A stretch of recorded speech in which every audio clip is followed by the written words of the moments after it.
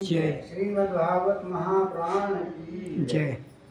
गजेंद्र के द्वारा भगवान की स्तुति और उसका संकट से मुक्त होना।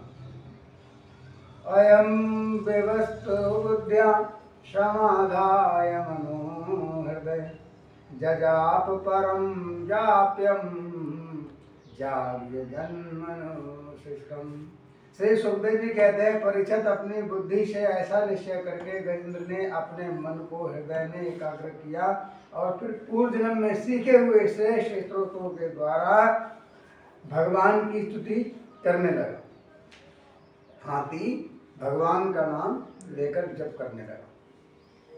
ओम नमो भगवते तस्मै यत् एचादात्मकम् पुरुषाय दिवीजाय परेशाय धीमहि।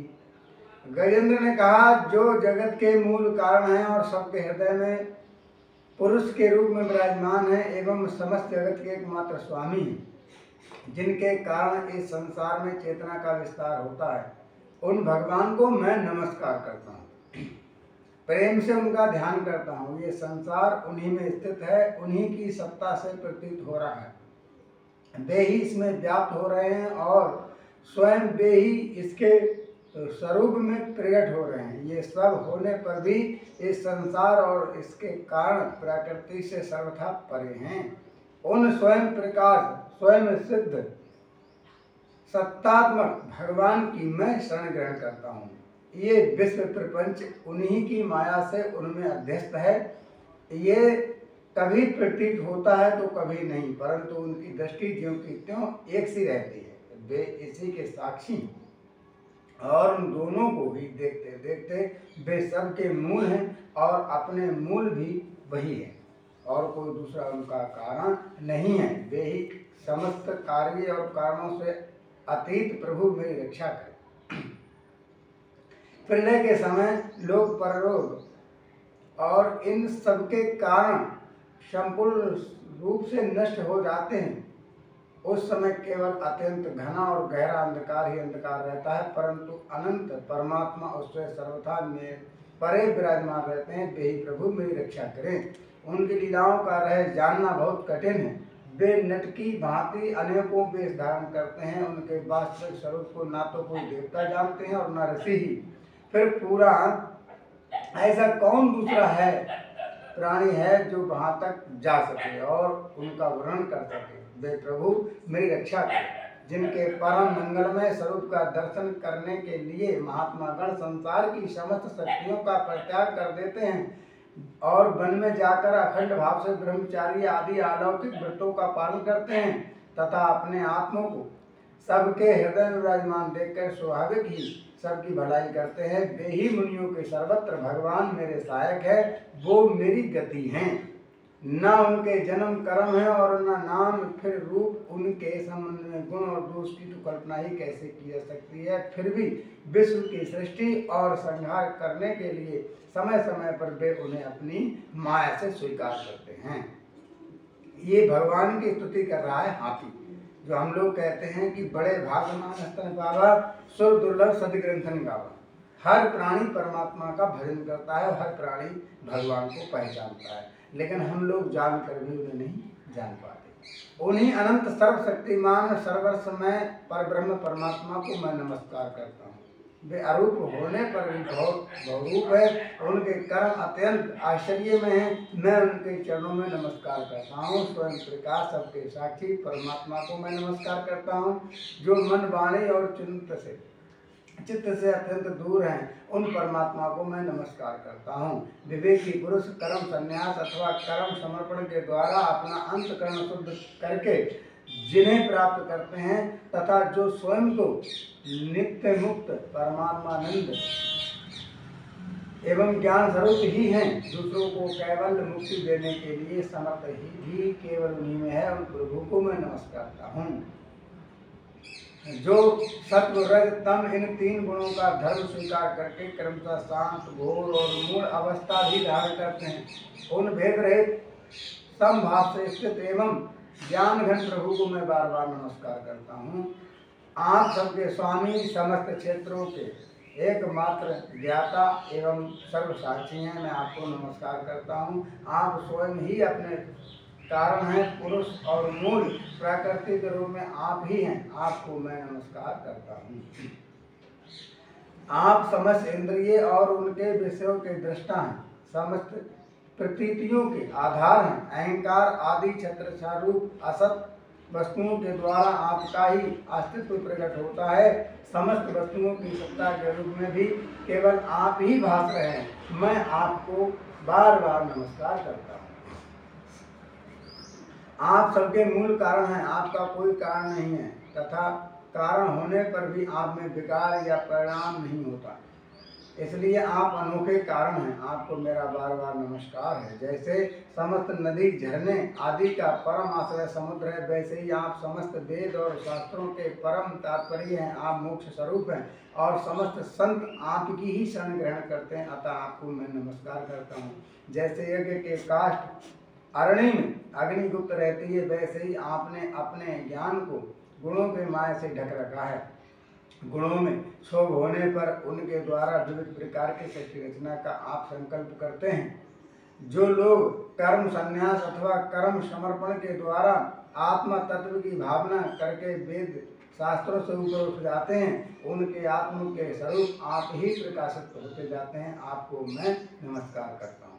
जैसे कोई दयालु पुरुष फंदे में पड़े हुए पशु का बंधन काट दे, वैसे ही आप मेरे जैसे शरणागतों की फांसी काट देते हैं। आप नित्य मुक्त हैं, आप परम करुणा में हैं, आप भक्तों का कल्याण करने में आप कभी आलस नहीं करते। आपके चरणों में मेरा बार बार नमस्कार है। समस्त प्राणियों के हृदय में अपने अंश के द्वारा अंतरात्मा के रूप में आप उपलब्ध होते रहते हैं। आप सर्वेश पूर्ण एवं अनंत हैं, आपको मैं नमस्कार करता हूँ। जो लोग शरीर पुत्र गुरुजन गृह संपत्ति और स्वजनों में आसक्त हैं, उन्हें आपकी प्राप्ति अत्यंत कठिन है, क्योंकि आप स्वयं गुणों की शक्ति से रहित हैं। जीवन मुक्त पुरुष आपके हृदय में आपका निरंतर चिंतन करते रहते हैं। सर्वस्य पूर्ण ज्ञान स्वरूप भगवान को मैं नमस्कार करता हूँ। धर्म अधर्म काम और मोक्ष की कामना से मनुष्य उन्हीं का भजन करके अपनी अभीष्ट वस्तु प्राप्त कर लेते हैं। इतना ही नहीं, वे उनको भी सभी प्रकार का सुख देते हैं और अपने ही जैसे अविनाशी पार्षद शरीर भी दे देते हैं। वे ही परम दयालु प्रभु मेरा उद्धार करें। जिनके अनन्य प्रेमी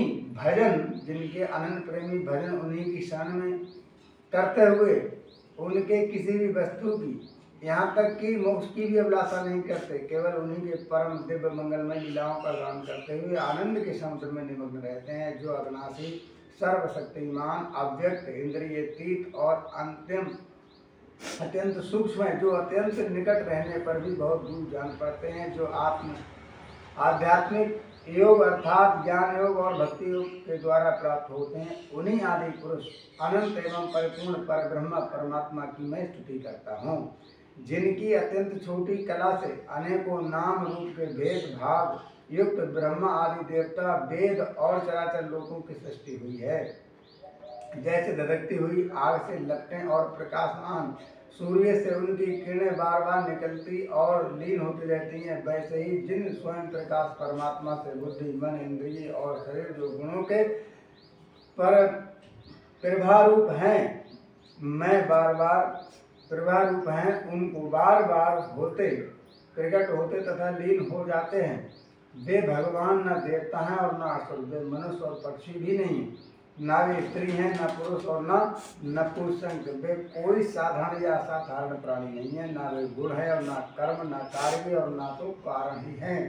सबका निषेध हो जाने पर भी जो कुछ बचता है वही उनका स्वरूप है, तथा वे ही सब कुछ है। वे ही परमात्मा मेरे उद्धार के लिए प्रकट। इतनी दीनता से गजेंद्र भगवान का स्तवन कर रहा है।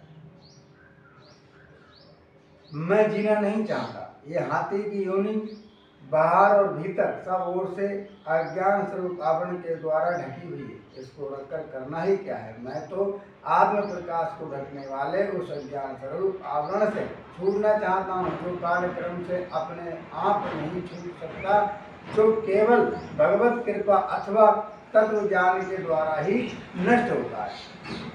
इसलिए मैं उन पर ब्रह्म परमात्मा की शरण में हूँ जो विश्व रहित होने पर भी विश्व के रचयिता और विश्व स्वरूप है, साथ ही जो विश्व की अंतरात्मा के स्वरूप में विश्वरूप सामग्री से क्रिया करते रहते हैं, उन अजन्मा परम पद स्वरूप ब्रह्म को मैं नमस्कार करता हूँ।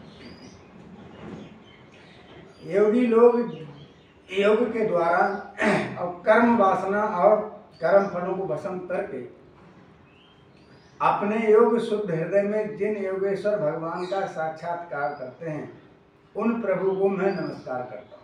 प्रभु आपकी तीन शक्तियों सत्व रज और तम के राग आदि वेग सहसा है,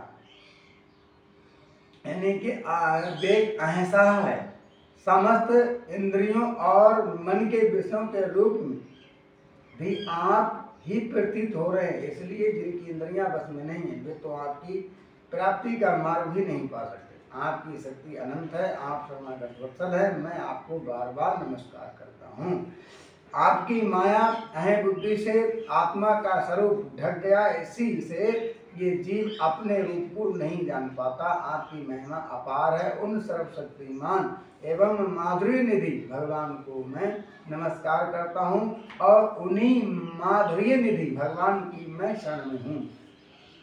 जब हाथी ने इस प्रकार भगवान की वंदना की, तब श्री सुखदेव जी कहते हैं, परीक्षित, गजेंद्र ने बिना किसी भेदभाव के निर्विशेष रूप से भगवान की स्तुति की थी। इसलिए भिन्न भिन्न नाम और रूप को अपना स्वरूप मानने वाले ब्रह्म आदि देवता उनकी रक्षा करने के लिए नहीं आए, क्योंकि उसने इतने नाम लिए कि देवता सब आकाश में खड़े रहे, सब देख रहे, लेकिन कोई सेवा करने गजेंद्र की नहीं आया। उस समय सर्वात्मा होने के कारण सर्वदेव स्वरूप स्वयं भगवान श्री हरि प्रकट हो गए, क्योंकि अभी बहुत नाम लिए थे ना, इसलिए सब देवता लोग वहाँ खड़े थे कि देवता भी नहीं, भगवान भी नहीं। उसको हाथी जैसे उसकी बुद्धि थी वैसे उसने भगवान की स्तुति की। विश्व के एकमात्र आधार भगवान ने देखा कि गजेंद्र अत्यंत पीड़ित हो रहा है, अतः उसकी स्तुति सुनकर वेद में गरुड़ पर सवार हो चक्रधारी भगवान बड़ी शीघ्रता से वहां के लिए चल पड़े जहां गजेंद्र अत्यंत संकट में पड़ा हुआ था। उनके साथ स्तुति करते हुए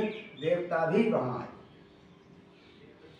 और हाथी के पास आए। हाथी कहने में जितनी देर लगती, इतनी देर में हाथी सरोवर से बाहर था, क्योंकि भगवान लक्ष्मी माता के पास बैठे थे। चौंक गए ये देख करके। उनका कहाँ, तो उनका हाँ, और थी हाथी के पास। इतनी जल्दी भगवान वहाँ पहुँच गए। सरोवर के भीतर बलवान गिराने गजेंद्र को पकड़ रखा था और वो अत्यंत व्याकुल हो रहा था। जब उसने देखा कि आकाश में गरुड़ पर सवार होकर हाथ में चक्र ली भगवान श्री हरि आ रहे हैं, तब अपने सूंड में कमल का एक सुंदर पुष्प लेकर उसने ऊपर को उठाया और बड़े कष्ट से बोला, नारायण। बोले कृष्ण कन्हैया लाल की जय।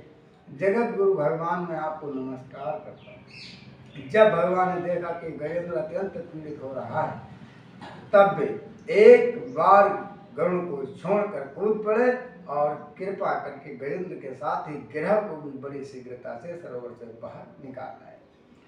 फिर जब देवताओं के सामने ही भगवान श्री हरि ने चक्र से ग्रह का मुंह फाड़ डाला और गजेंद्र को छुटकारा दिला दिया। बोली संकट मोचन भगवान की जय। श्री हनुमान जी महाराज की जय। श्रीमद् भागवत महापुराण की जय। अब कल की कथा आपके लिए सुनने के लिए मिलेगी। सभी लोग भागवत जी के साथ बने रहें। गज और ग्रह का पूर्व चरित्र तथा उनका उद्धार। हाथी होकर भी इसने भगवान की स्तुति कैसे की, क्योंकि इतना ज्ञान कहाँ से आया। जन्म जन्म मुनि जतन कराई, अंत राम मुख आवत नाई। हम लोगों को मरते समय माया मोह घेर लेता है, भगवान याद नहीं आते हैं। हाथी को मरते समय भगवान क्यों याद रहे, ये सारी कथाएं कल आपके लिए मिलेंगी। जब के लिए जय श्री राधे, जय श्री श्याम। बोली भागवत भगवान की जय।